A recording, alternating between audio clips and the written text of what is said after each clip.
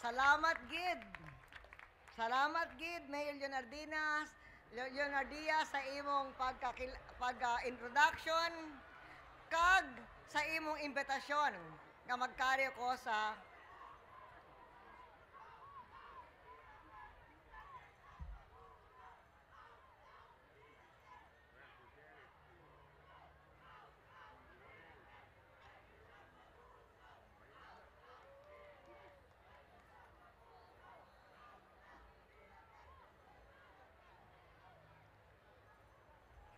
Salamat Mayor Leonardia sa imong imbitasyon sa akon nga magkari sa liwat diri sa Mascara Festival.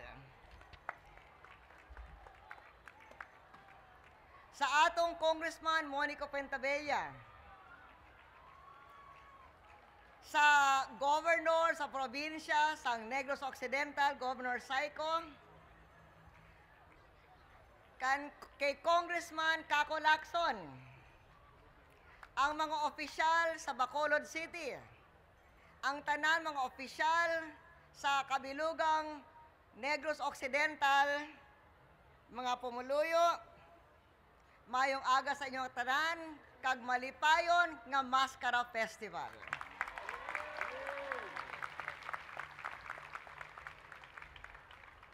Siling sama sa, just like nagsiling si Monsignor Rivas, ang amigos ang akong father-in-law, sa buhay pang akong father-in-law, nga ang Mascara Festival nagsugod sadtong tunga-tunga sang dekada 80, sang nagkunlob ang presyo sang kalamay. Ang mga taga-Negros nagpangita sang higayon para magtilipon-tipon para nga maulupod sa kabudlay. Sa wala pa ako sa politika, nagkari kami sa maskara ang akong pamilya, kaya ang pamilya sang akong bana, kaupod sa industriya sang kalamay, naghalin sa Isabela sang Negros Occidental. Silinggid ni Mayor Leonardia nga ako kabalo sang jutay nga Ilonggo tungod kay ang akong banagid Ilonggo kag sagtong panahon sa mga bakasyon labi na sa Holy Week nagkari kami sa farm kag minsan-minsan sa Mascara Festival apang dira sa audience hindi diri sa atong entablado. And I'd like to greet also Secretary Raul Gonzales. Ang rason bakit nagkari si Raul Gonzales kay siya ang atong Cabinet Officer for Regional Development sa Region 6.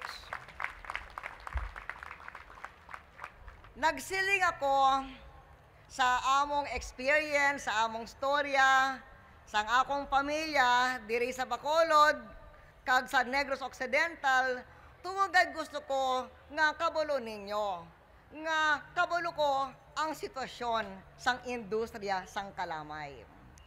Gani, sa nagpungko ako nga presidente, sa tuig 2001, ang isa sa akong nanguna nga nahuman, nagpagawa ako sang mga order para sa komprehensibo nga plano para luwasan ng industriya sang kalamay. Kaupod ang 278 million pesos halin sa ASEP sang asukal. Subong, maayo na naman ang dalagan sang produksyon sang asukal sa mga planta nga ginadumala sang maayo. Apang siyempre, may ara nga mga bag-o nga problema, kag karon maghambal kami sa industriya in order to again see what we can do to keep the industry competitive. And this time, silinggid ni Monsignor Rivas, there are hard times again. This time, the government is averting the effects of a global economic slowdown brought about by the volatile global economic situation. This is a global phenomenon. These global forces are causing real difficulties for countries around the world.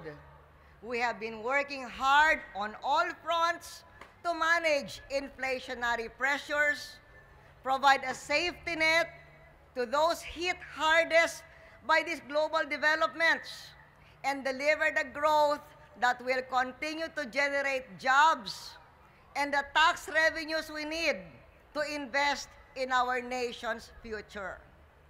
Food stability, kaupod nga ang kalamay. Food security, these are major priorities for the government. We have been working hard to make sure that food supplies remain stable and we put food on the table. We have increased and stabilized the supply of rice. Siguro medyo hindi na kabudlay gid ang problema sang bigas. We have delivered targeted subsidies for the poor. We have reached out to neighbors like Vietnam and others in ASEAN and elsewhere to ensure a stable supply and prices that have thankfully gone down from the heights that they reached last summer. While the situation has been stable, we will not be complacent. We will continue to monitor the global situation. On the same token, we are working hard to strengthen the banking system, improve our fiscal health, encourage investment to sustain our economic growth momentum, and to insulate our economy from volatility in world markets. Diri sa Bacolod, ang economic diversification, amo ang ara sa likod sang pagbalik sa inyo pauswag. Kaupod ang Bacolod sa Central Philippines.